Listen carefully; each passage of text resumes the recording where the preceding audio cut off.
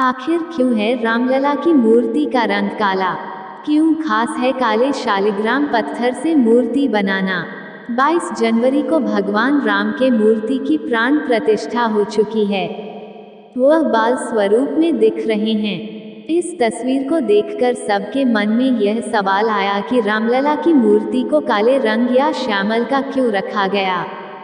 रामलला की मूर्ति को शिला पत्थर से बनाया गया है, जिसको कृष्ण शिला के नाम से भी जाना जाता है। यही कारण है कि रामलला की मूर्ति काले रंग की है, जिसे हम श्यामल भी कहते हैं। शिला पत्थर के अंदर कई तरह के गुण होते हैं। रामलला की मूर्ति को इस पत्थर से ही आखिर क्यों बनाया गया? इस सवाल का जवाब इस पत्थर के गुणों में छुपा हुआ है।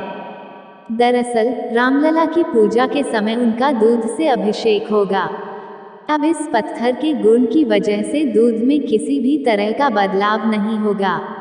इस दूध को पीना स्वास्थ्य के लिए हानिकारक नहीं होगा। इस पत्थर का 1000 साल तक कुछ भी बिगड़ता है, इसमें किसी भी तरह का बदलाव नहीं आता है। वाल्मीकि रामायण में श्याम वर्ण का वर्णन। वाल्मीकि जी ने अपनी रामायण में भगवान राम का जिक्र श्याम वर्ण में ही किया है। यह भी बड़ी वजह थी कि उनकी मूर्ति को श्यामल में ही बनाया गया है।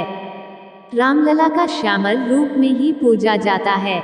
श्री राम जन्मभूमि तीर्थ क्षेत्र के महासचिव चंपत राय ने बताया कि भगवान श्री रामलला की मूर्ति 5 वर्ष के बालक के स्वरूप में बनाई गई है। मूर्ति की लंबाई 51 इंच की है। इस मूर्ति को काले पत्थर से बनाया गया है। इस मूर्ति में भगवान के कई अवतारों को दिखाया है। क्या है शालिग्राम पत्थर, कैसे बनता है और क्यों पूजा जाता है? शालिग्राम एक प्रकार का जीवाश्म पत्थर है। धार्मिक आधार पर इसका प्रयोग परमेश्वर के प्रतिनिधि के रूप में भगवान का आह्वान करने के लिए किया जाता है। शालिग्राम मूल रूप से नेपाल में स्थित दामोदर कुंड से निकलने वाली काली गंडकी नदी से प्राप्त किया जाता है। इसलिए शालिग्राम को गंडकी नंदन भी कहते हैं। वैष्णव हिंदू पवित्र नदी गंडकी में पाए जाने वाला एक गोलाकार, आमतौर पर काले रंग के इम्यूनॉइड जीवाश्म को विष्णु के प्रतिनिधि के रूप में पूजते हैं। शालिग्राम भगवान विष्णु का प्रसिद्ध नाम है, जो इन्हें देवी वृंदा के शाप के बाद मिला नाम है। हिंदू धर्म में शालिग्राम को सालग्राम के रूप में भी जाना जाता है। शालिग्राम का संबंध सालग्राम नामक गांव से भी है। यह गांव नेपाल में गंडकी नामक नदी के किनारे पर स्थित है। शिवलिंग और शालिग्राम को भगवान का विग्रह रूप माना जाता है और पुराणों के अनुसार भगवान के इस विग्रह रूप की ही पूजा की जानी चाहिए। शिवलिंग के तो भारत में लाखों मंदिर हैं, लेकिन शालिग्राम जी का एक ही मंदिर है। हिंदू धर्म में आमतौर पर मानवरूपी धार्मिक मूर्तियों के पूजन की प्रथा है, लेकिन इन मूर्तियों के पहले से भगवान ब्रह्मा को शंख, विष्णु को शालिग्राम और शिव जी को शिवलिंग रूप में ही पूजा जाता था। भगवान कृष्ण ने श्रीमद् भगवत गीता के 12वें अध्याय के 5वें श्लोक में कहा है, जिन लोगों के मन परमात्मा के अप्रत्यक्ष अवैयक्तिक गुणों से जुड़े होते हैं, उन लोगों के लिए उन्नति बहुत कठिन है। शरीर युक्त जीव को इस अनुशासन में प्रगति करना सदैव मुश्किल होता है। शालिग्राम का एकमात्र मंदिर नेपाल के मुक्तिनाथ क्षेत्र में स्थित है। यह वैष्णव संप्रदाय के प्रमुख मंदिरों में से एक है। मुक्तिनाथ की यात्रा काफी कठिन है। माना जाता है कि यहाँ से लोगों को हर तरह के कष्टों से मुक्ति मिल जाती है। काठमांडू से मुक्तिनाथ की यात्रा के लिए पोखरा जाना होता है। पोखरा के लिए सड़क या हवाई मार्ग से जा सकते हैं। यहाँ से जोमसोम जाना होता है। जोमसोम से मुक्तिनाथ जाने के लिए हेलीकॉप्टर या फ्लाइट ले सकते हैं।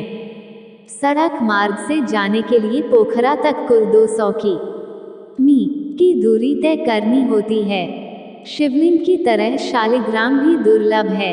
अधिकतर शालिग्राम नेपाल के मुक्तिनाथ क्षेत्र, काली गंडकी नदी के तट पर पाए जाते हैं। काले और भूरे शालिग्राम के अलावा सफेद, नीले और सुनहरी आभा युक्त शालिग्राम भी होता है। लेकिन सुनहरा और ज्योतियुक्त शालिग्राम मिलना अत्यंत दुर्लभ है। पूर्ण शालिग्राम में भगवान विष्णु के चक्र की आकृति प्राकृतिक तौर पर बनी होती है। शालिग्राम 33 प्रकार के दिखते हैं। भगवान विष्णु के अनेक रूप, लगभग 33 प्रकार के शालिग्राम होते हैं, जिनमें से 24 प्रकार के शालिग्राम को भगवान विष्णु के 24 अवतारों से संबंधित माना जाता है। मान्यता है कि ये सभी 24 शालिग्राम वर्ष की 24 एकादशी व्रत से संबंधित हैं। भगवान विष्णु के अवतारों के अनुसार शालिग्राम यदि गोल है तो वह भगवान विष्णु का गोपाल रूप है। मछली के आकार का शालिग्राम श्रीहरि के मत्स्य अवतार का प्रतीक माना जाता है। यदि शालिग्राम कछुए के आकार का है तो इसे विष्णु जी के कच्छप और कूर्म अवतार का प्रतीक माना जाता है। शालिग्राम पर उभरने वाले चक्र और रेखाएं विष्णु जी के अन्य अवतारों और श्री कृष्ण रूप में उनके कुल को इंगित करती हैं।